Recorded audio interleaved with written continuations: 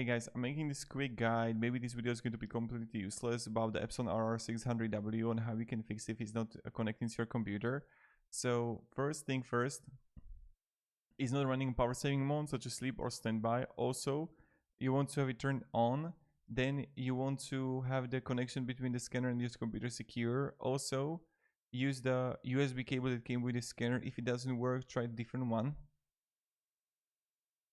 And then also if you connect with Wi-Fi, connection is working correctly. If your scanner is connected to one computer through the USB, another through the wireless connection, pressing the start button on the scanner will save the scanned images to the computer connected through the USB. And make sure that the computer is not connected to the scanner using a USB cable. USB connection takes priority over Wi-Fi connection. If another computer is connected by USB, disconnect it. Maybe this is going to fix the issue for you. And if you're using Mac computer, make sure you select the network that has priority on it. So just making this quick video, maybe this is not going to help you at all. If it does, it will be great. I just want to make like quick one. Sorry if it was useless. Have a great day and goodbye.